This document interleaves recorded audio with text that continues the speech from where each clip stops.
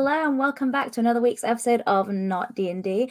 As always, I'm your host, Jessica, and we're brought to you by EN World Live, which, of course, is part of EN World, the leading tabletop news and review site.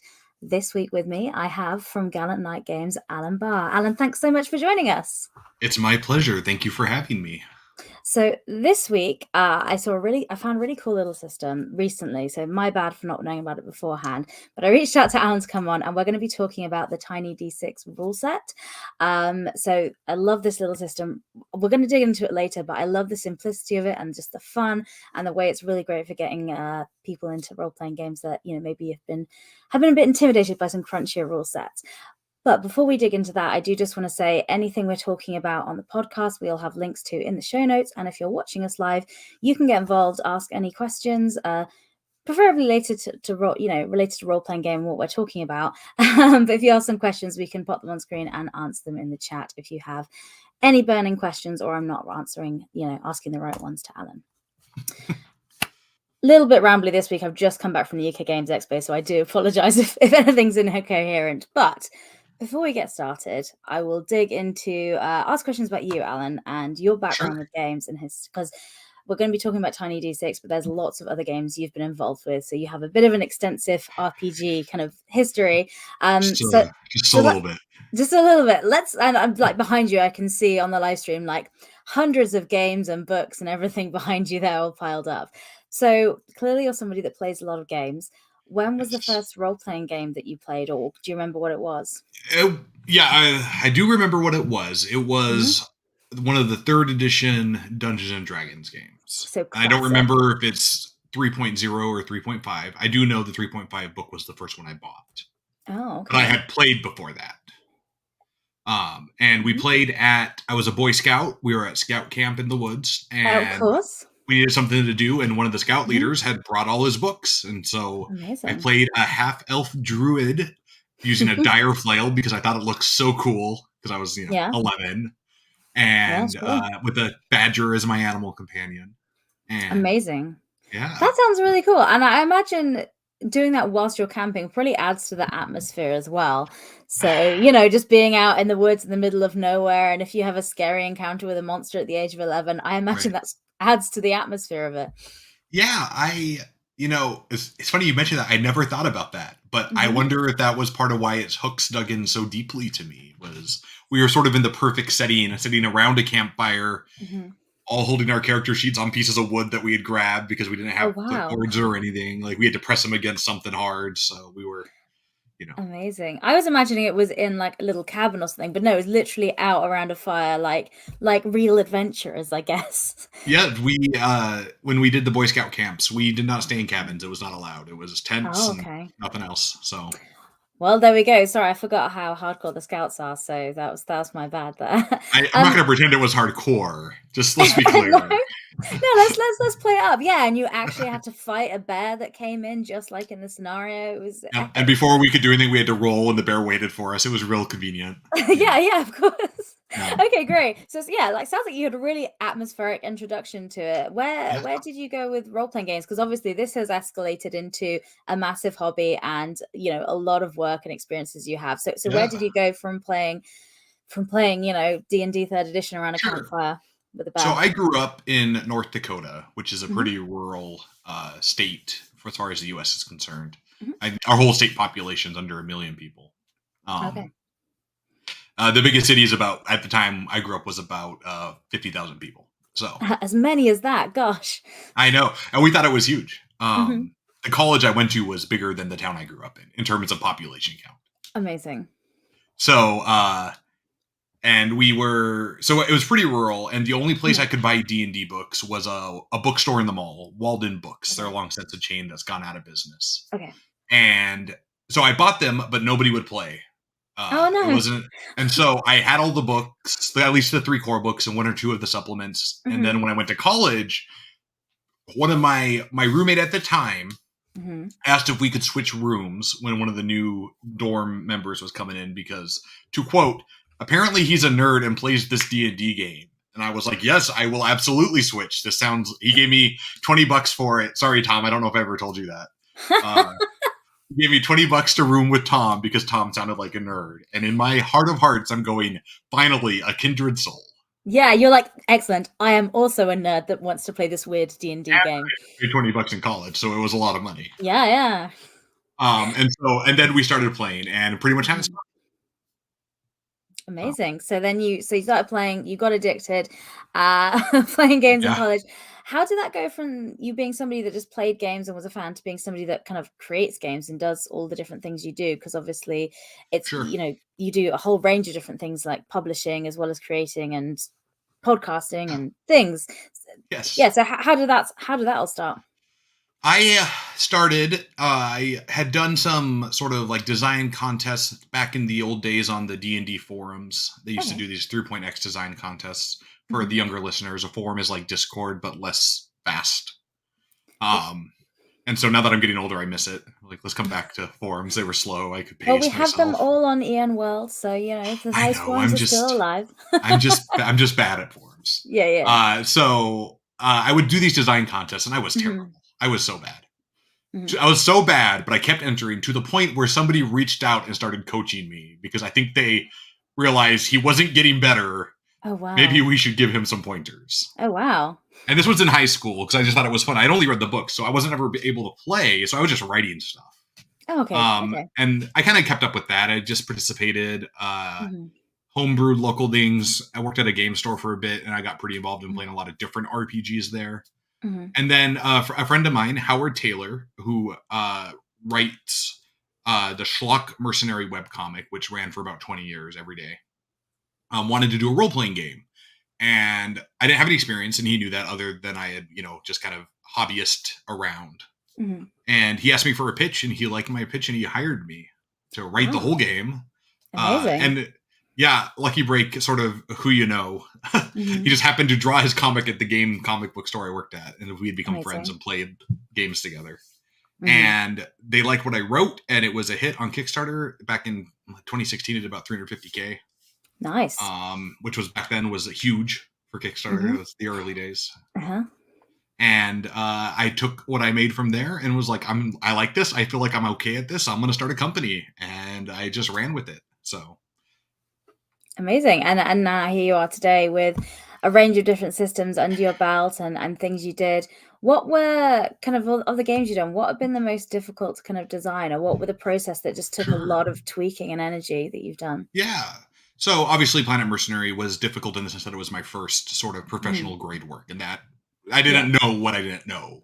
Right, going Sure. back, if I were to do it now, I imagine I would. Be a lot quicker. Yeah. Yes, it would not take two. It would not take 2 years. That's a lot less than a lot of other, crowdfunding campaigns though, in Well, fairness, that was before we like even ran the Kickstarter, and then it took oh, like 2 years okay. afterwards. It was like a 4 year Oh, okay. project. Oh, well, there we go. I Okay. managed to get my first other game out before Planet Mercenary actually delivered. So, Okay.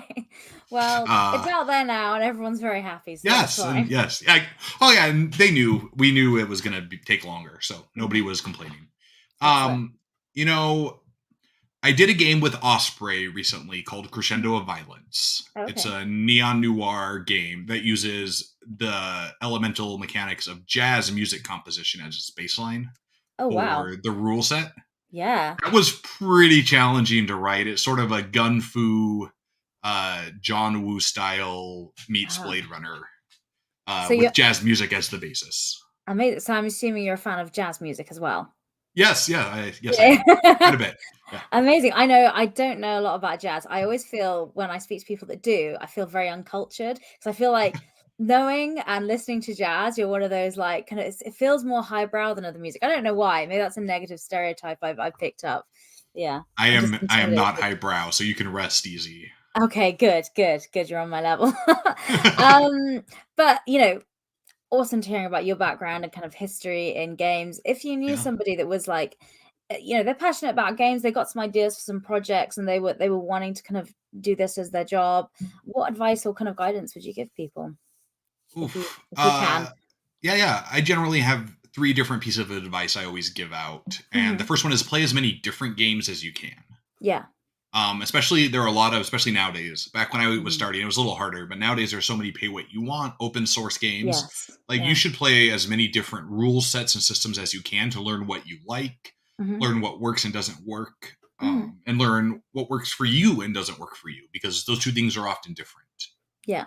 Something can be mechanically good and you not like it, and it can be mechanically bad and you like it. And it's important to learn to tell the difference, because when you're talking about it and then trying to build into sort of maybe not a full career, but a hobby or a side project, you want to be as informed as possible. Definitely. I think that's really good advice for just GMs as well, even if you're not planning on publishing a game or creating it. Like, because I know there's definitely systems, mechanics I put into my games, like clocks and countdowns go into so many of my games, even though they're not in those rule books, for example. But yeah. But I will move us on a little. Oh, sorry. Do you have 3 pieces of advice, did you say? Oh, is that just the first one? The second one is you just have to sit down and do the work. Okay. The perfect game will never happen, and getting something done and out there so you can iterate and improve is better than working on it forever. Yes. Don't sit on it thinking you'll make the perfect game, because it's not going to happen. None of us can ever do it. Okay. And it's already been done anyway, so we can all move on. Okay.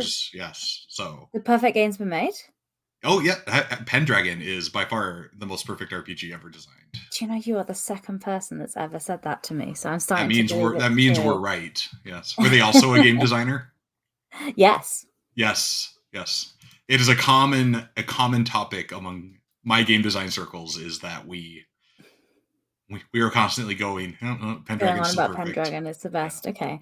Well, I was wondering if you were going to say it's Tiny D6, but it's not, that was a missed marketing opportunity right there. Tiny D6 is pretty good, but I'm no Greg Stafford, and I'm aware of that. So I'm happy to exist right below the best. Amazing. So, talking about, you said there was another final third piece of advice you had. Yes. Yes. Develop a thick skin. All right. The RPG industry is not kind. Yes. It can be very emotionally difficult and mentally taxing. So learning to establish what works for you to maintain your mental balance is really important. Amazing. We do have a question from somebody watching live. So they said, given, that you've played a number of systems, you've played and published in, what system would you like to be a player in? In one of mine? Does it have to be one of mine, or can it be any? I think they said any, given the number of systems you've played and published in. So, I have only ever been a player in Pendragon once, and we did not finish the campaign. Oh. So I would love to play Pendragon as a player. I've ran it over 20-something times, but I would love to play it. You stuck being the forever GM? I'm the forever GM when it comes to Pendragon. Okay. Well, if you're watching or listening and you have a game of Pendragon you're running, you know who to contact now. So there we go. I can see if we can get you an invite to a game. Right. So we have been dancing around Tiny D6 rule set. Maybe we'll say the second ever most perfect role-playing game ever designed. We'll leave that up to you. For the purposes of this conversation, that works for me. Sure. Let's say it really confidently for marketing. So do you want to give us like an overall summary of what is the Tiny D6? Sure. So Tiny D6 is a minimalist, rules-light role-playing game designed to strip away what... in my view as the publisher, is most of the stuff you don't need to make a role-playing game work. It is as light work a chassis as I feel can be developed without going too low that you're missing key components while still being interesting to play. Okay. Amazing. So sorry. Yeah, no, please. Let you carry on. I was just going to say, what are the basic rules of it then? So Tiny D6 operates off D6s, shockingly. You need no more than 3. And the basic mechanic is you roll 2 6-sided dice, and if either dice results in a 5 or 6, you have done the thing you wanted to do. Amazing. Something might give you advantage, you roll 3, and you still need 1 5 or 6. Something might give you disadvantage, you roll 1, and you need a 5 or 6. And that's it. That's the basic cool things. Every dice roll in the game operates on that. Fantastic. So that even I can learn those rule sets. Someone who chronically never knows the rules to anything that I play. So what else is there to kind of the game? Like, because I know there's like kind of traits or situations or tools that can kind of change those roles a little bit. So depending on the genre, you have a character package, and that can be like a profession or an archetype or a heritage. And that generally gives you your starting hit points. And then it also gives you 1 or 2 traits. And traits are, if you're familiar with Fate, they're kind of like aspects. They are the things that tell you what you can and can't do. Okay. Right? Or not even what you can't do, but what you are good at and what you maybe aren't as good at. Because some of these packages come with a drawback sometimes. So I could be like a decorated scientist as one of my Absolutely. traits. And then so if I'm doing something that's vaguely sciencey, I'd be like, well, I'm probably quite good at this sciencey thing. Yes. Yes, Unlike in real and life, because I called it a sciencey thing. I mean, I wouldn't have known. You would have fooled me. I would have been like, that makes sense. Sciencey things. Yeah, of course. Yeah. Write a paper on them. I don't want to. Yeah, I guess. But yeah, so that modifies it a little bit there, yeah. Yep, and that would generally say either it gives you a new type of thing you can do, as in like a mechanical apparatus, or it just tells you you have advantage on these kind of things. So athletic or strong can be a trait, or mad scientist inventor could be a trait. So unlike Fate, where these aspects are sort of narratively defined by the player or the game, Tiny D6 presents codified traits. Okay. So there is a set list, but what it does is it presents them in a way that hopefully they're easy enough to reverse engineer. So if you want to create your own, you understand the basic kind of package or mechanic that goes underneath. Fantastic. And like combat in the system as well. So I'm imagining that's not going to be really crunchy and complicated, given how what we're talking about. Yeah. Yeah, most combat is usually one roll. You just roll to hit, and if you hit, you do damage. Damage is generally static; it's 1 or 2 points of damage. There are defensive actions you can take. There's some tactical choices like focusing, taking cover, evading, things like that. But generally speaking, attack, hit, damage, move on. Amazing. So it's nice and easy. What drew you to want to, kind of publish a system that's goes so simple and light? Because not all of your games are this kind of rules light, is it fair to say? Right. So one is, as I've gotten older and no longer in college, I don't have an entire weekend to play 20 hours of role-playing games. What? Dumb. I know. Life is hard. Part of it is just, it's easy to prep, it's easy to play, it's easy to teach. I think it was when we started doing Tiny D6 in 2015. So for context, a company called Smoking Salamander actually published the first Tiny Dungeon game.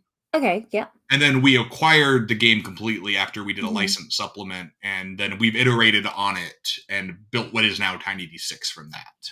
Okay, great. So I don't want to claim like I'm the sole creator behind this. We definitely had a framework that we sort of iterated upon. Sure. 10 years in, I do feel like, there's definitely more of my work in there now, and I can call it my own. But yes. So, when I played it for the first time, it just clicked. It was, you could put your character on a note card. My wife at the time, wife now, fiance at the time, had not played many RPGs. And so it was really great for her to kind of like, she could look at the thing and know what she was good at. And everything else was just too nice and we were done. Like, amazing. Yeah, for onboarding her into the idea of an RPG and getting all the rules out of the way so sort of that purest distillation could bubble to the surface. It really makes them accessible to it. RPGs can feel really daunting. Yes. There is especially some of these, bigger books or these really complex rule sets. You can pick them up, and while they are great games, they can feel overwhelming, especially to somebody who is not immersed. There's a lot of inside jargon and lingo. Yeah. And my goal has always been to take that away and say, what is the most accessible game I can present to you today? While still having that foundational aspect that lets you carry over to RPGs, right? Because I could hand you a one-page RPG that's about coin flipping. Sure. But it wouldn't translate to other games. My goal with Tiny D6 has always been, this is a game you can play forever if you want, and I would love you to. Keep buying it. Don't let me stop you. But if you want to take what you've learned here and move into something else, as much as possible, I would like it to be applicable in the feel of the gameplay. Sure. And I think, is it fair to say as well, so the mechanics are really accessible for people that haven't, played role-playing games, but the themes, I think, as well, because I'll let you talk about the range there they are. I think that's really welcoming for new players as well, because it gives them a reference point for something they know, like Tiny Living Dead. A lot of people have seen zombie films, so they're like, oh, I know what's happening here. But yeah, so could you talk about the range there are, because there's a fair few books that there are in the system. Yeah, so it's funny. Tiny D6 is my giant hypocritical red flag in the sand, because I'm always telling people design the system to fit a singular genre vision, and here I am building my company on a on a sort of generic system. So these different genre books we have, like Tiny Dungeon, Tiny Cthulhu, what they do is they take that core Tiny D6 mechanic, and then they expand it outward by adding new rules that are genre specific. So while the skeletal framework remains, we might give it a different coat of paint. We might append, a new mechanical apparatus. Like Tiny Cthulhu introduces inventions in mad science, pulp and investigation, and corruption rules, right? Because those belong in the Cthulhu genre. Sure. Whereas Tiny Gunslingers presents shootout rules that can be used for any sort of one-on-one duel element. Of course. Because genre appropriate, right? Yeah. And so what we've done is we tried to take this framework and then show how it can be moved across the various parts of the spectrum to fit these different genres as we are presenting them. And, it's a homebrewer's dream. That's something that comes up a lot in our communities is people are like, it's so easy to homebrew and create exactly the experience I want. If I want to add more crunch, I can. If I want to run it just as is, I can. And so we've kind of tried to maintain sort of that guidepost as we go within, the constraints of what has to be done to publish a book. Sure. I mean, it sounds like you are doing the thing you say. It's not hypocritical because you are designing the game, for the setting it's in, because you tweak the system, even though the core is as it is. You're kind of like, yeah, but you also need this for that. So in a way, I don't think it's that hypocritical because you are like flavoring it there. Well, thank you. I appreciate that. So which one of these would you say is kind of your favorite to run or maybe make? So it's not up here, and Tiny Supers is my absolute baby. Oh, okay, yeah. Tell us about that. I love superhero stories. I have since I was a kid. It is the first book we did in full color. It's the first one that has a setting that is like canon, and it's my superhero setting I wrote and oversaw. Amazing. For me, superheroes are the thing. And so Tiny Supers is a giant labor of love. I don't normally write expansions to our genre books, and I've written like 8 for Tiny Supers. Oh, wow. I just can't stop writing superhero stuff. Fair enough. So, and then other Tiny Spies is probably my other favorite one, because Spies is also a genre that is about up there with superheroes for me. So. Okay, great. We have another question then. Someone has asked that they've noticed more and more games that focus on storytelling are using concepts from filmmaking or TV. When does thinking about your campaign as a TV show go wrong? They've asked. I like that question because I've recently, the last couple of years, I've been really advocating for moving from a literary framework for discussing RPGs to a visual medium framework. Okay. Because I think more people are familiar with TV shows and movies now than they are with, necessarily books and the literary structure that goes into a book. Sure. So presenting your story structure in RPGs as a video game or a movie or a film is going to be a lot easier to establish a broad communication. Yeah. I think this is a shift from when RPGs started and, pulp novels were heavily read, right? So I think we've seen this audience shift. So I think that's a great question. And I think the difference is understanding you lose the game when you forget that in an RPG, the author is also the audience. The players are the author, and they are also the audience consuming the media, right? You are not a director. You are sort of a facilitator. You are a distributor bringing the experience to the audience, who is also the author. And a lot of campaigns that like to structure themselves like TV or movies, I think, lose the line when they move into this is the director and we expect you to be actors, right? And that's not the way it works. An author doesn't have to be an actor. They're the author. They get to define their story. Yeah. And to me, that's the line that a lot of these elements seem to cross when you're presenting the foundational film television structure.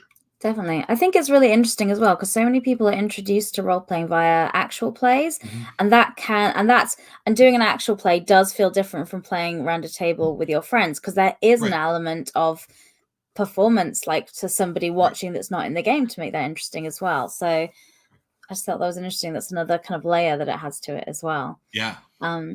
I was telling somebody I was doing this interview earlier, and I was like, "Oh, tiny D6," and they're like, "Oh, tiny D6. Does that mean it's like role playing for tiny people, like children and stuff?" And I was like, "Well, I don't think it's specifically designed for children, if I'm right in saying that. But I guess it could be a way that if you're a parent and you wanted to introduce your kids to role playing, maybe it's simple enough that that would work. But I mean, what do you think? I don't know if anyone said that Absolutely. to you. There's a lot of parents in our Facebook group Mm-hmm. and our Discord who run with their families. Mm-hmm. So, and their kids run it for them. Oh, Um, that's we very have cool. I've seen many posts of 10-year-old and up GMs running Tiny Dungeon for their family after watching something they liked. They're great. Amazing. We have a whole edition called the Hatchling Edition that is written to be focused on handing it to a child so they can sort of take it and go. Oh, amazing. What sort of things are in the rule book to modify It it for it's that? functionally Tiny Dungeon. We've just Uh-huh. we had a bunch of parents work on it. We changed the micro settings. We kind of revised the language to be a Mhm. little more less clinical, maybe a Mhm. little more communicative towards the vocabulary of that audience. Yeah, no, that makes sense. I think that's always so interesting because, like I say, that because role playing is a entertainment thing. It's like the 70s and 80s. It really Right. started and kicked off. So there's a whole bunch of people who it's Yep. like they started playing then and they've got kids now, and it's we to bring up the younger generation on these games and stuff. So that's really great to hear. There's a whole kind of rule set and things like Yeah.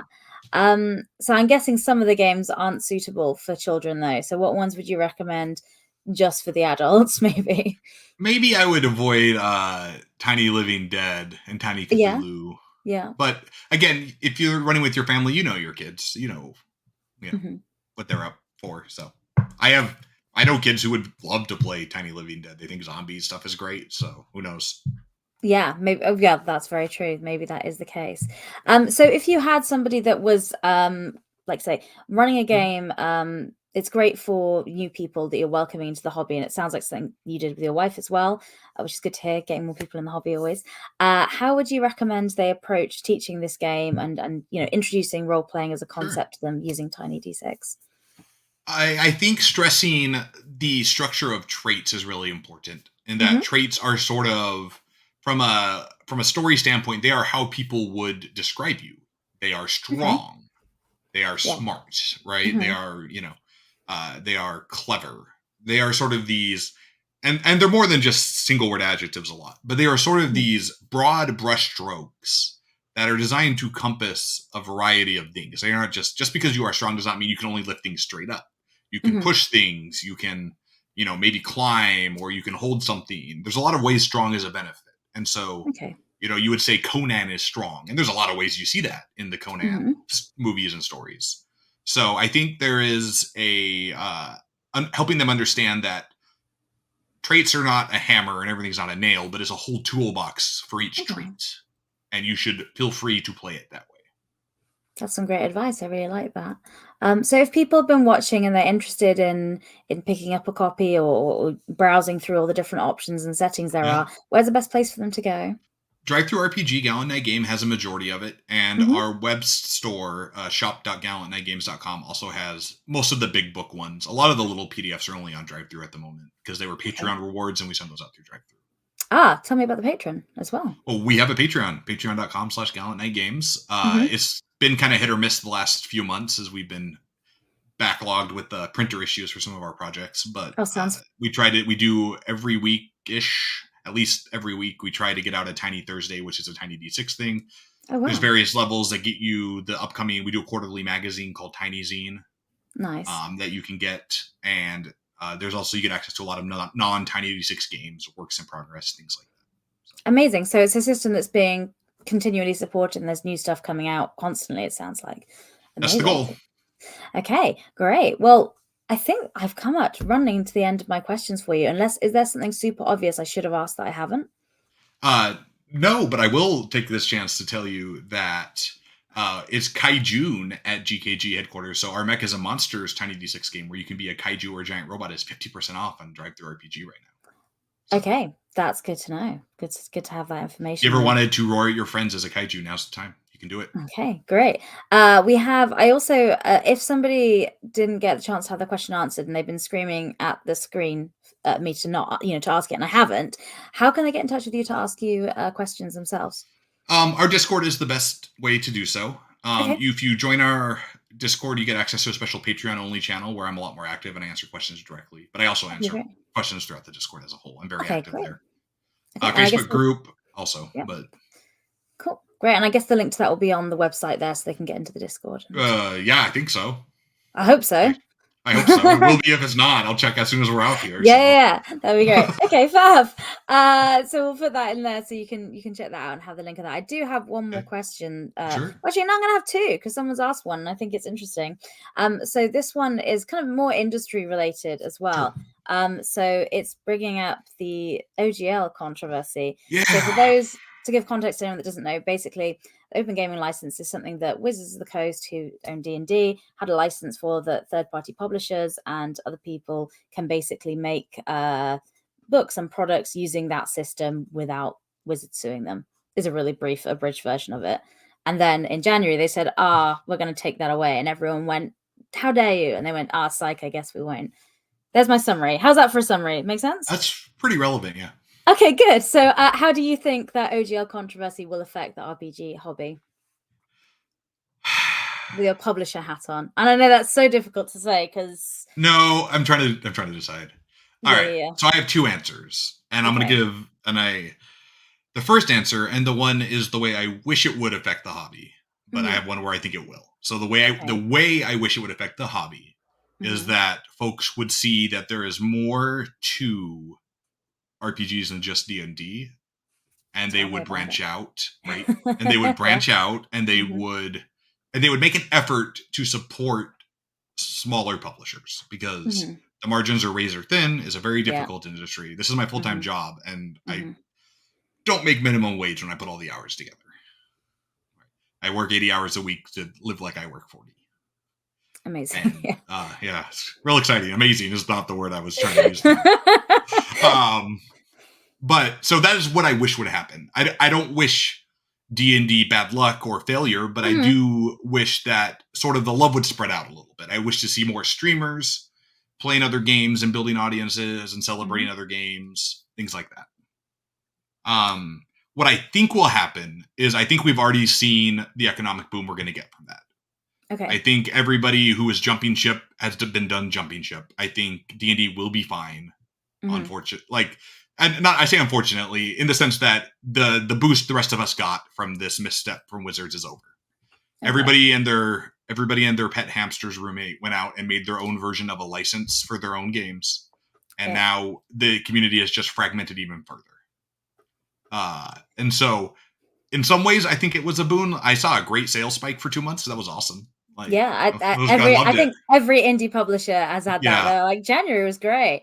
Yeah, and it tailed into February, which was wonderful. But is over, and the amount. And I went to like my local hobby store, and they don't have anything that's not D&D on the shelf now.